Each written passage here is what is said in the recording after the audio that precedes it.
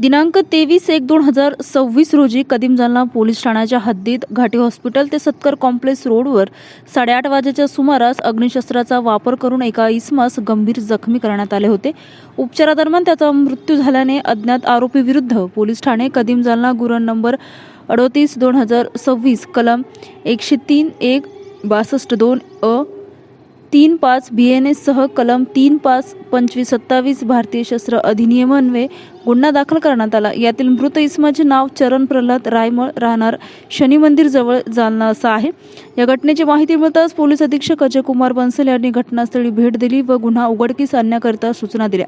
त्यानुसार कदीम जालना पोलीस ठाणे, सदर बाजार पोलीस ठाणे, चंदनझिरा पोलीस ठाण्याची प्रत्येकी 1 पथक व स्थानिक गुन्हे शाखा यांची 3 पथके अशी 6 पथके गुन्ह्याचा तपास व आरोपी शोधकामी रवाना केली. दरम्यान पोलिसांना या गुन्ह्यासंबंधी उपयुक्त गोपनीय माहिती प्राप्त झाली.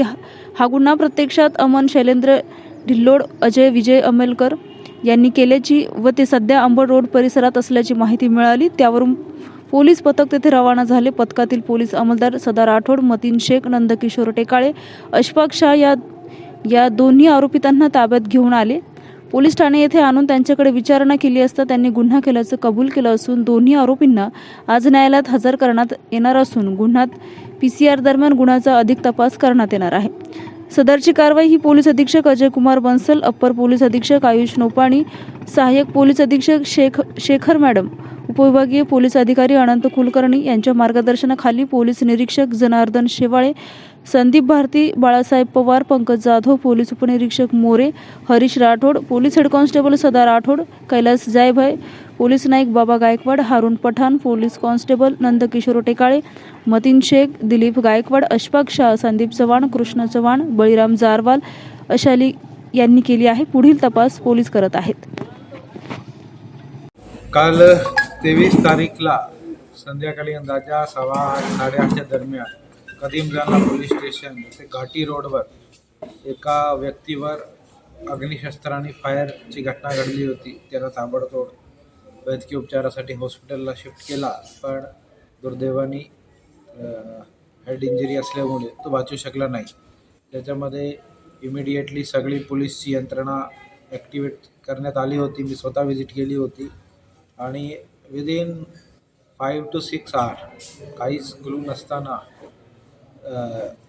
DYSP अनंत कुलकर्णीच्या अंडर LCBची टीम आणि कदीम जालनाचे PI शेवाळे, सदर बाजारचे PI Bharti, चंदनझिराचे PI Pawar, LCBचे PI Pankaj Jadhav आणि सगळे त्याची टीम्सनी याच्यामध्ये वर्कआउट करत होते आणि विदिन 6 hours त्याच्यामध्ये ब्रेक थ्रू पोलिसाला भेटलेला आहे आणि 2 आरोपी याच्यामध्ये ज्यांनी फायरिंग केली ते निष्पन्न करून त्यांना अटक करण्यामध्ये सक्सेस प्राप्त झालेला आहे.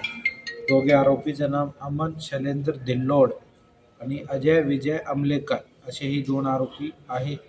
दोघाला पोलिसांनी अटक केला आहे आणि पोलीस चौकशीमध्ये त्यांनी गुन्हा करण्याची कबुली पण दिलेली आहे. आता त्यांना मान्य कोर्टासमोर प्रोड्यूस केला जाणार आणि पोलीस PCR घेतल्यानंतर पुढचा तपास आम्ही करणार. मारण्याचं कारण काय सर? मुख्य कारण काय? अजून याचं इंटरोगेशन सुरू आहे, पण प्रायमा फेसी काही दिवस अगोदर काही भांडण झाले होते असा दिसते जो आरोपी त्याचं सांगणं आहे आणि त्याचा राग मनात धरून ही घटना करलेली असा वाटत आहे, पण अजून ही प्रिलिमिनरी स्टेज आहे. निवडणुकीच काही कारण लागते का? नाही, इलेक्शनचं काय रिलेशन नाही. आरोपींनी नशा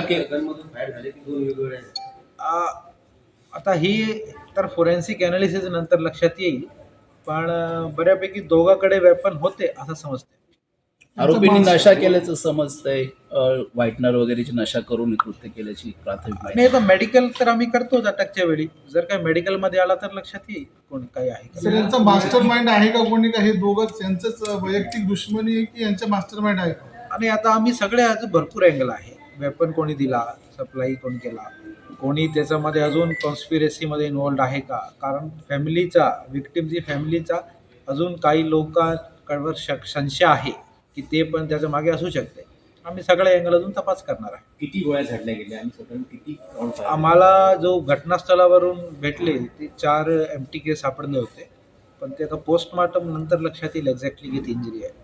यांच्याकडून काही वेपन जप्त केलीत का आणि हे काय रेकॉर्डवर आरोपी आहेत त्यांच्यावर गुन्हे काही गुन्हे दाखल आहेत? वेपन जप्ती वगैरे आता पोलीस कस्टडी PCR भेटल्यानंतर सगळं मेमोरेंडम पंचनामा वगैरे थ्रू करण्याचं आमचं असणार आहे, सो दॅट केस स्ट्रॉंग राहायला पाहिजे.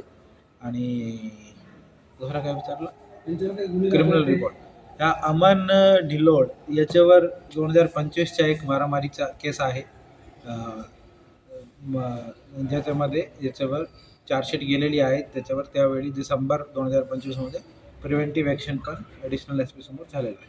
त्यातला मेन शूटर कोण आहे जे की बुलेटला गोळी गेली की समजा डेट हा जो जुना भांडणचा विषय आहे तो अमन ढिल्लोड आणि फिर्यादीचा आहे, विक्टिमचा आहे. ही जालना शहरातील आहे की आउट ऑफ जालना? हे लोकल आहे, त्याच परिसरात राहणार आहे, मातोश्री लॉन वगैरे त्या भागात राहणार आहे. लक्षात बसलं तर MPD मोकाची पण आमची तयारी आहे. त्या दोघांना कुठून उचललं कुठून अटक केली? यांना एक ठिकाणी लपलेले होते, पोलिसाला सोर्स बद्दल माहिती भेटली. आता लोकेशन आम्ही सांगणार नाही, पण तिकडून त्यांना ताब्यात घेण्यात आला. आमचे कर्मचाऱ्यांनी खूप त्याच्यामध्ये ॲप्रिशिएट करण्यासारखी गोष्टी आहे. सदा राठोड, मतीन शेख, नंदकिशोर टेकाले, अशफाक शाह, कारण फायर आर्मनी घटना घडलेली आहे तर आरोपीकडे फायर आर्म असण्याची शक्यता असते. मग तरी हे कर्मचाऱ्याला माहिती भेटते ते ताबडतोब गेले आणि त्याला खूप म्हणजे स्वतःच्या जीवाचा पर्वा न करता त्यांनी ताब्यात घेतला. PI साहेब पण पोचले होते शेवाळे, पण ते थोडा 2-4 मिनिट पुढे मागे होता आणि विदाऊट त्यांच्याकडे वेपन वगैरे होता, पण ते कर्मचाऱ्यांनी धाडस दाखवून इमिडिएटली जाऊन त्याला ताब्यात घेतला. नाहीतर मग ते पळाले असते तर आम्हाला अजून जास्त त्याचा शोधण्यामध्ये एफर्ट खूप घालावं लागला असतं. कोणत्या गाडीने फरवली होती? तिथे जो गाडी त्याची गुन्ह्यामध्ये वापरलेली आहे, मोटरसायकल आहे की स्कूटी काय? स्कूटी असण्याची शक्यता आहे. तर